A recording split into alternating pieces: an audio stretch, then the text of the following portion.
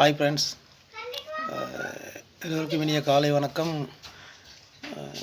இன்றைக்கு ஒரு முக்கியமான செய்தி ஒன்று பார்க்க போகிறோம். அதற்கு முதல்ல நம்மளோட யூடியூப் சேனலுக்கு இப்போ தான் நீங்கள் முதல் முறையாக வரதாக இருந்தால் சப்ஸ்கிரைப் பண்ணிக்கங்க. அருகில் இருக்கக்கூடிய பெல் பட்டனை ப்ரெஸ் பண்ணிக்கங்க. நிறைய நண்பர்கள் வீடியோ பார்க்குறீங்க, ஆனால் இன்னும் சரியாக சப்ஸ்கிரைப் பண்ணலை. மறக்காமல் சப்ஸ்கிரைப் பண்ணி அருகில் இருக்கக்கூடிய பெல் பட்டனை ப்ரெஸ் பண்ணிக்கங்க.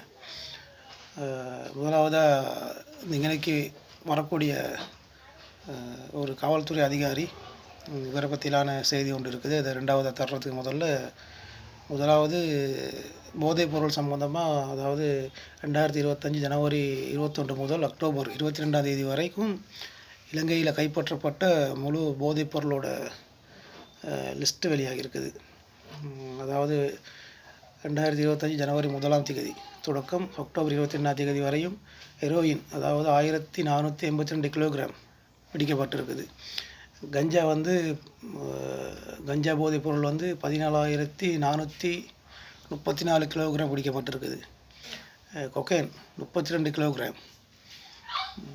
ஐஸ் போதைப் பொருள் 2,542 கிலோகிராம் பிடிக்கப்பட்டிருக்குது. போதை மாத்திரை 3.9 மில்லியன், அதாவது 39 லட்சம் போதை மாத்திரை இலங்கையில் பிடிக்கப்பட்டிருக்குது. இக்காலப்பகுதியில் மட்டும் 1,90,000க்கு அதிகமான சுற்றிவளைப்பு காவல்துறை அதிகாரிகளால் சுற்றி வளைக்கப்பட்டு கிட்டத்தட்ட 19,000 நபர்களை கைது செய்து விசாரணை நடைபெற்றிருக்கிறதா ஒரு தகவல் வெளியாகியிருக்குது. இரண்டாவது, அந்த காவல்துறை அதிகாரியை பற்றி ஒரு செய்தி வெளியாகியிருக்குது. அதாவது இந்த காவல்துறை அதிகாரி நம்ம நிறைய காவல்துறை அதிகாரிகளை பார்த்துருப்போம். நிறைய பேர் மேலே நமக்கு கோபம் வரக்கூடிய பலதரப்பட்ட வேலைகள் செய்திருப்பாங்க. லஞ்சம், ஊழல் போன்ற நிறைய விஷயங்களில் சிக்குண்ட அதிகாரிகளை தான், காவல்துறை அதிகாரிகளை தான் நம்ம பார்த்துருப்போம். ஆனால் இவர் ஒரு நேர்மையான அதிகாரின்னு சொல்லக்கூடிய அளவுக்கு ஒரு